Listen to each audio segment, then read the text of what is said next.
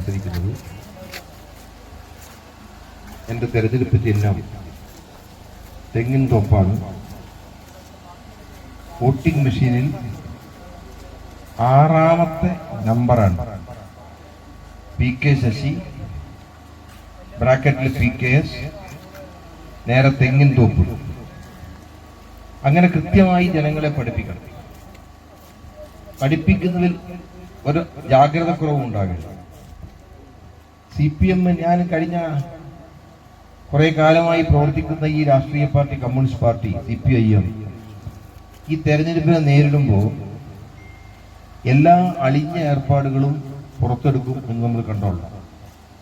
അതിന്റെ ഒരു ഉദാഹരണമാണ് ഒരു മഹാഭാഗം പിടിച്ചെടുത്തിലുണ്ടാക്കുക ആരാഘോഷ പുണ്യം പുറത്ത് ഒരു 10,000 റുപ്യം കൊടുത്തിട്ട് ഓനെ കൊണ്ടൊരു ഫോറം പൂരിപ്പിച്ച് നോമിനേഷൻ കൊടുപ്പിച്ചു.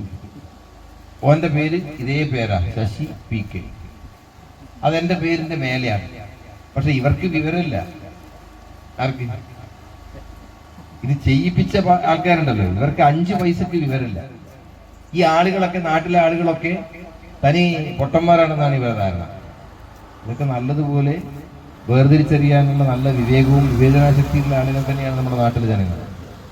അതുകൊണ്ട് എന്നാൽ പോലും ഒരോട്ട് പോലും നമുക്ക് കിട്ടേണ്ടത് അങ്ങോട്ട് തെന്നിപ്പോകരുത്. കൃത്യമായി പഠിപ്പിക്കണം.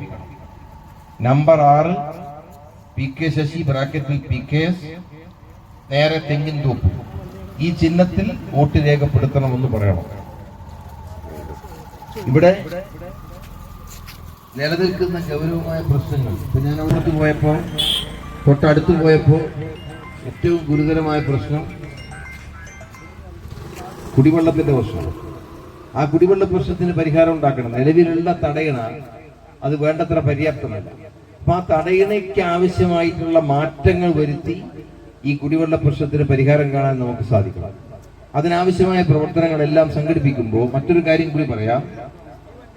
ഈ മണ്ഡലത്തിലെ മുഴുവൻ ചുമട്ടുതൊഴിലാളികൾ, ഓട്ടോറിക്ഷ തൊഴിലാളികൾ, തൊഴിലുറപ്പ് തൊഴിലാളികൾ, അംഗൻവാടി ജീവനക്കാർ, ആശാ വർക്കേഴ്സ്, ഖാദി ജീവനക്കാർ, ഇങ്ങനെ 7 വിഭാഗം തൊഴിലാളികൾക്ക് സർക്കാർ നല്ല എന്നെ നിങ്ങൾ തിരഞ്ഞെടുത്താൽ എന്റെ MLA-യുടെ പ്രത്യേക സ്കീം അനുസരിച്ച് 1 ലക്ഷം രൂപയുടെ ഇൻഷുറൻസ് കവറേജ് ഞാൻ ഏർപ്പെടുത്തും എന്നിവിടെ പ്രഖ്യാപിച്ചിട്ടുണ്ട്. ഒരു പൈസയുടെ പ്രീമിയം ഈ തൊഴിലാളികൾ ആരും താറില്ല. ചുമട്ട് തൊഴിലാളി ഉണ്ട് അതിനകത്ത്, ഓട്ടോറിക്ഷ തൊഴിലാളി ഉണ്ട്, തൊഴിലുറപ്പുകാരുണ്ട്, അത് കുറെ ഉണ്ടാവും. അങ്ങനെ ഞാൻ പറയുമ്പോൾ നിങ്ങൾ വിചാരിക്കുന്നതൊക്കെ നടക്കുക.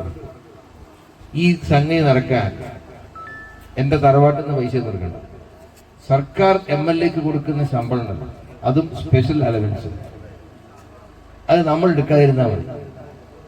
ഞാൻ ഷൊർണൂർ MLA ആകുമ്പോഴും അത് വാങ്ങിയിട്ടില്ല, അത് ഉപയോഗിച്ചിട്ടില്ല. ആ പണം ഉപയോഗിച്ചുകൊണ്ടാണ് അവിടെ ചാരിറ്റി വർക്ക് നടത്തിയത്. ആ മണ്ഡലത്തിലെ 100 കണക്കിന് കുട്ടികൾക്ക് സ്കോളർഷിപ്പ് അത് നടപ്പിലാക്കിയത്. ഇങ്ങനെ നടപ്പാക്കിയത്. ഇവിടെ ഈ 2 പദ്ധതി നടപ്പിലാക്കിയത്. ഇൻഷുറൻസ് പദ്ധതി, പാവപ്പെട്ട കുട്ടികൾക്കുള്ള സ്കോളർഷിപ്പ് ഈ ഫണ്ട് ഉപയോഗപ്പെടുത്തിക്കൊണ്ട് നടപ്പിലാക്കും. പിന്നെ പൊതുവായ പ്രശ്നങ്ങൾ നമുക്ക് സർക്കാരിനെ കൊണ്ട് ഏറ്റെടുപ്പിക്കാനാകും. അത് ഗവൺമെന്റിന്റെ ശ്രദ്ധയിൽപ്പെടുത്തി ഗവൺമെന്റിന്റെ പദ്ധതികളാക്കി മാറ്റാം. കേരളം ഒരു വലിയ രാഷ്ട്രീയ മാറ്റത്തിന് തയ്യാറാവുക. അതാര് വിചാരിച്ചാലും തടഞ്ഞാൽ നിൽക്കില്ല. കേരളം മാറുകയാണ്. കേരളം മാറുമ്പോൾ ഈ മാറ്റത്തിന്റെ കൂടെ ഒറ്റപ്പാലവും മാറണ്ടേ? മാറണല്ലോ. കേരളമാകെ മാറുമ്പോൾ അപ്പൊ എന്താ ഇപ്പൊ പറയുന്നത്? 15,000-ന്റെ ഭൂരിപക്ഷം ജനങ്ങൾ അങ്ങ് തീരുമാനിച്ച എന്ത് 15,000?